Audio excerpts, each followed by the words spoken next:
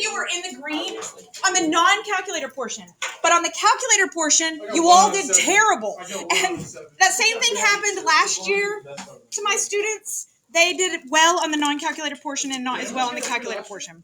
So, do what? Not everybody, no. I'm not telling you that.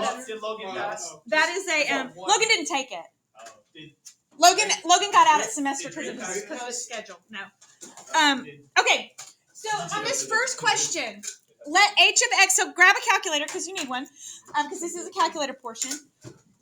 Let h of x be an antiderivative of x cubed plus sine x. Okay, it's an antiderivative. So I'm just going to write this out. I know you don't necessarily have to write this piece, but they're saying h of x equals the antiderivative of this. All right, I need two boundaries for my antiderivative. What should my two boundaries be? What are the two boundaries? What kind of numbers do you put on the bottom and on the top? 2? 2 is 1. 2 and 5. How do you know that? Because those two boundaries are x values, and they only gave me two x values, 5 and 2. Oh. 2 is smaller than 5, so it goes on the bottom. Now, when you take an antiderivative, we do h of 5 minus h of 2, right? Correct? Yeah. Now, this thing I can put in my calculator. So go to your calculator and put that in. Was it really that easy? Yes, it's really that easy. So math, 2 to 5. So all we have to do is put in calculator. Uh-huh. It's I mean, it is called the calculator portion. well, I don't even know what I did. Let me put it in first. Make sure your calculator is in radians. Everything that we do will be in radians. So Oh, I think I know what I did wrong. You didn't put it in I did the Heidi low, Logie high. I okay, did too. which you didn't have to do because it's Wait, no, I didn't. Oh, because it's an okay. Now that gives me this piece. So I know that 9.008 equals h of 5 minus h of 2. Well, what is h of 5? Pi. So I'm going to subtract pi from both sides to get h of 2. I think I put 9.8 as my answer. And then it's negative h of 2, so it would be negative 5.8. I think I got negative 9.8. Did you just pick the ones that we Also, I did. No, we're going to do them all because honestly, y'all did awful. Did awful. So I think I got 9.8, and I just put it for that. Okay, so you have to do the minus part. Is everybody okay? Does anybody have a question on that one? Oh, I just don't need to be a dummy. Shouldn't it be positive? No, because you got negative h of 2. Oh, okay. I see. Okay, on this next one, you don't really need your calculator. This is just interpretation. A file is downloaded to a computer at a rate modeled by the differentiable function f of t. Y'all, right here it says at a rate modeled by f of t.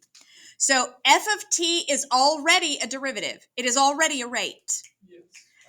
Where t is time in seconds since the start of the download, and f of t is measured in megabits per second. That's the rate of the original thing. F of t is in megabits per second. Which of the following is the best interpretation of f prime? So I'm taking a derivative, a rate of a rate. I put A. I think it was B. So that means, and then it gives me the 5 and the 2.8. That's where. Yeah, I did that. I put A, and I think it's B. So it's B. I put. I put A. A would have been if the original f of t had not been a rate, and then we took the derivative, but this is the rate of a rate. So the number is going to show us whether it's increasing or decreasing. It's positive, so it's increasing. I think I ended up picking B because since it said since the start, it made me think that I was going from 0 I think I did B to too. 5. I think I did B. I think this is the only two I got right. Okay, I have one a right. particle I did travel. A-rock. Do what? I did do A-rock. Y minus y over x minus x. One. I want to know what something I got Doesn't wrong. matter as long as you keep them in the same order. It doesn't matter as long as you keep it. It could be y2 over y2 minus y1 over x2 minus x1, or y1 minus y2 over x1 over minus x2. Doesn't matter which one you put first, as long as you keep them in the same order. There's a few there. I forgot. Okay, a particle travels along a straight line with a velocity v of t of this.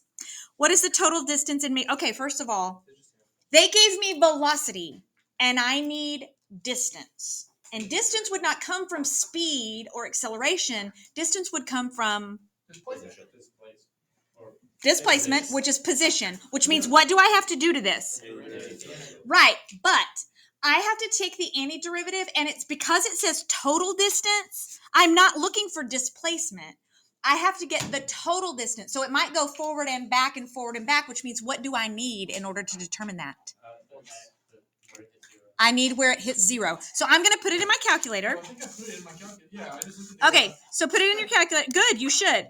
So 3e. I got 1 out of 7. Could've been this one. No, I got. Wait. Could have been actually. All right, I'm going to go ahead and graph this. It shows me from 0 to 2, so I'm going to change my window to go from 0 to 2. It's also a sine wave. It's got a 3 in front, so maybe -3 to +3. I don't really know. When you first look at it, you'll get an idea if it's a decent graph or not. Okay, so there's where it changes direction. I need that value. So I'm going to do a second trace 0. And I'm going to go grab that value and store it.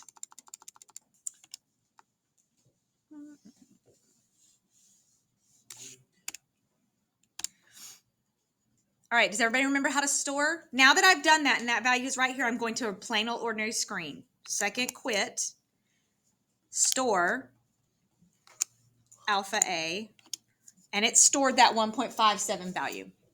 That just makes my life a little easier. All right, now I need to, because that was just where the velocity changed, right?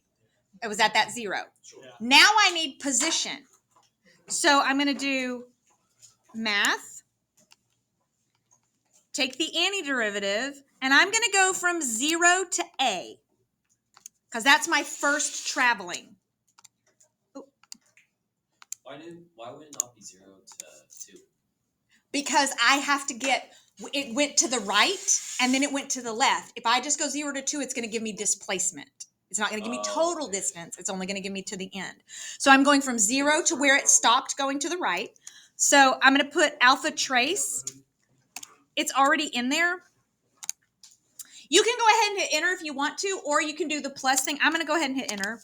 And then I'm going to do, that's just when it was moving right. Yeah. Now it changes direction and goes back left. So I'm going to do math A to 2.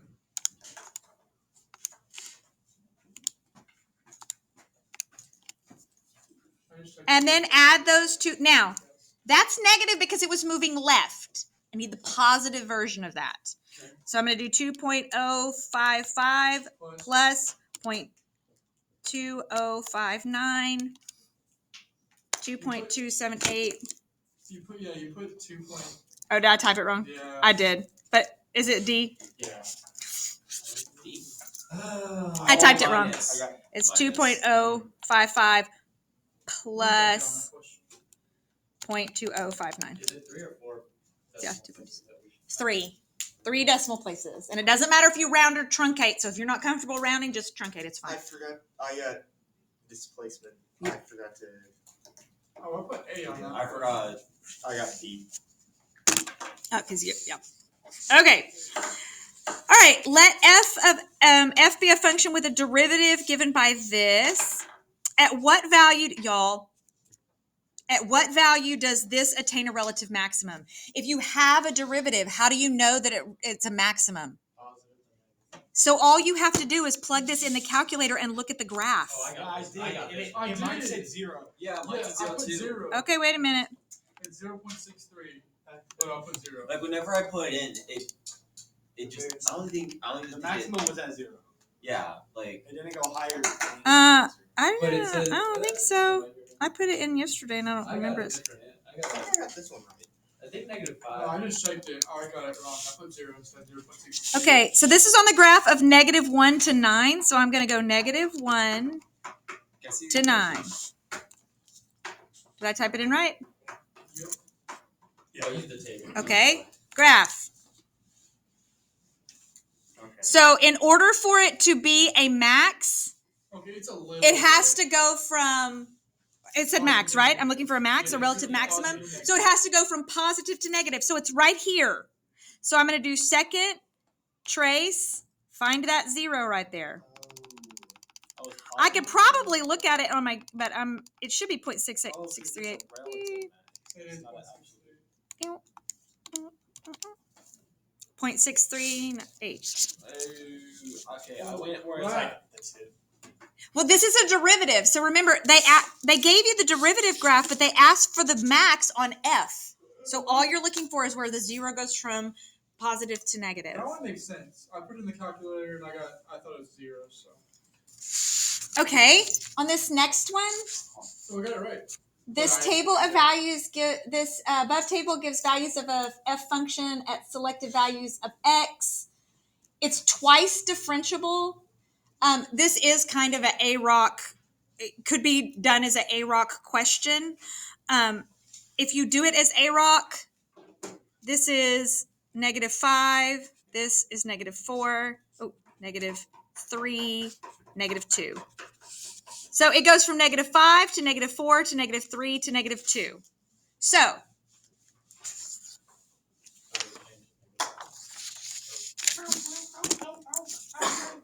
f prime is f prime negative. So I just took f prime. It's negative and It's negative and increasing. Is everybody good? It's negative because they're all negative. And the reason it's increasing is because -4 is bigger than -5, and -3 is bigger than -4, and -2 is bigger than -3. So each value is negative, but it's increasing. Wait. So it's negative and increasing. Is that only once differentiable? It's twice differentiable. Yes, it is only one. I only had to take the derivative once in order to determine that. Oh. They're just telling you that it's twice differentiable so that you can use the fact that it's increasing. You don't have to take the second derivative to know that those numbers are increasing. Yeah. I thought you had to, so I got really confused because I got there, but then I was just like, I need to take it one more time. So the twice differentiable like equation is like It just remember the derivative is just the slope. So all you want to know is whether or not the slope is positive or negative. Okay, let f be a continuous function for all real numbers. Let g be defined by this antiderivative if the average rate of change on the interval,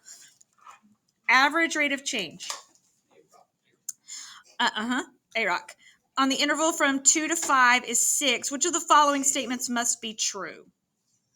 I picked B, or I don't know. I guess on this one. I think I was running out of time. Well, okay, average rate of change is A-rock, but it's also rate of change is slope. So they gave me this, but I need this because that's rate of change Oh of my this. gosh, so it's just B. Yeah, it should be. No. Honestly, I don't remember what it is, but I just put A because it makes it. the average rate of change on the interval is 6.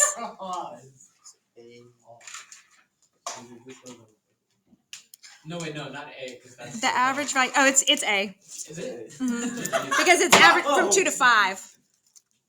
But it's That's literally F, the that's question. F, It's though. asking. But that's an average Whatever, rate. bro. What should it The average value? No, it was Yeah, the average value of F. Because this is G. Because that's asking for. Bro, it's that easy. No, it was This not. is G. Wait. This is hold on, G. Wait, this is confusing. G is the same as F So prime. F prime, yeah. So G is the same as F prime, and they're asking about F. So they're asking for the That didn't even make wait, sense. No. G is the same. no, No, this if one just G doesn't make sense. F prime is 6. G prime equals F. There we go. I went over them in second period. That's how why I- So you take the Wait, android. no, wait. Yeah. Yeah. G prime is F. But if you take the android, then you get it. The That android. makes no sense. Oh, So the average rate of F. Wait. Yes, bro. It can't be B because I have 2 to 5, so it can't be B. It can't be this because That's not what they're asking for me to plug in, and I can't. That's not the derivative because this is f right